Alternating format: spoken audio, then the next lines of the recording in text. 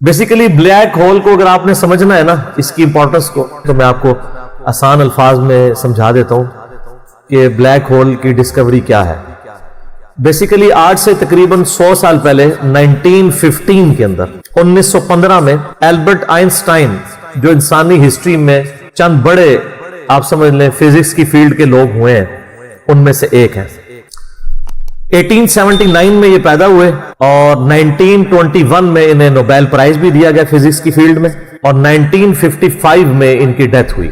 اور فزکس کی فیلڈ میں ان سے بڑا کوئی سائنٹسٹ نہ ان سے پہلے گزرا ہے نہ ان کے بعد، بلکہ انہوں نے تو فزکس کا دھارا ہی بدل دیا۔ ان سے پہلے تو لوگ کنکلوڈ کر چکے تھے نیوٹن کو، لیکن انہوں نے آ کے جب تھیوری آف ریلیٹیوٹی کے اوپر ایک ریسرچ پیپر لکھا 1915 کے اندر 1915 میں، تو پوری دنیا کے اندر ایک ہلچل مچ گئی۔ وہ تو کہتے ہیں ہم فزکس کنکلوڈ کر چکے ہیں۔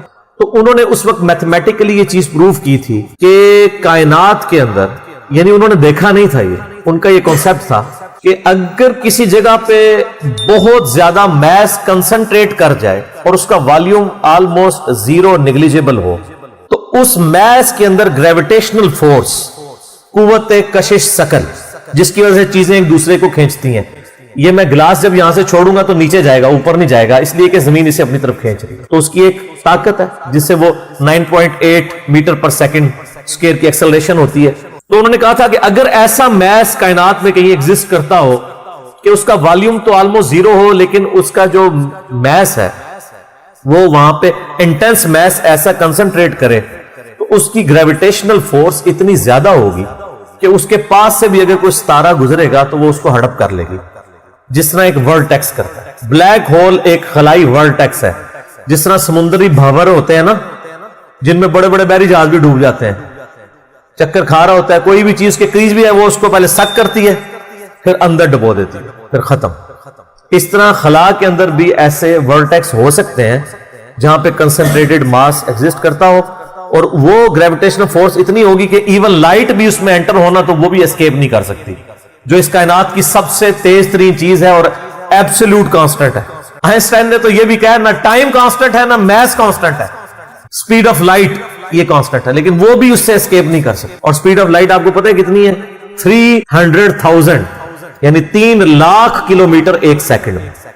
روشنی اتنی تیز ہے کہ ایک سیکنڈ میں زمین کے 7 چکر کاٹ سکتی ہے، 1,86,000 میل فی سیکنڈ یا 3 لاکھ کلومیٹر فی سیکنڈ۔ زمین کا سرکمفرنس 40,000 کلومیٹر ہے، یعنی ایک طرف سے چلیں واپس آئیں 40,000 کلومیٹر ہے۔ تو ایک سیکنڈ میں روشنی زمین کے 7 چکر کاٹ سکتی ہے۔ اسی لیے کائنات کے فاصلے جو ہیں وہ روشنی کے اعتبار سے ماپے جاتے ہیں، یہ اتنے لاکھ نوری سال، اور ایک نوری سال ہی بہت زیادہ ہوتا ہے۔ 1 لائٹ ایئر یہ ہے کہ روشنی ایک سال تک اسی رفتار سے چلتی ہے تو جتنا فاصلہ طے کرتی ہے۔ تو وہ بلیک ہول کا ان کا ایک کانسیپٹ تھا کہ ایسا اگر ہو تو ہو جائے گا۔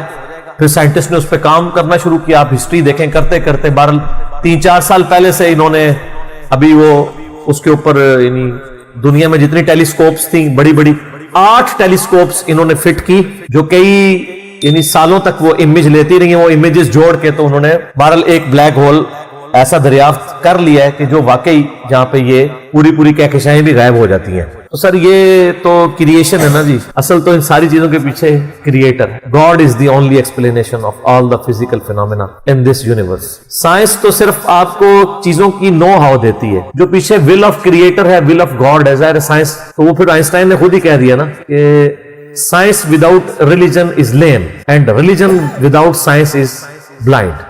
تو یہ بلیک ہول کی دریافت بہت بڑی دریافت ہے۔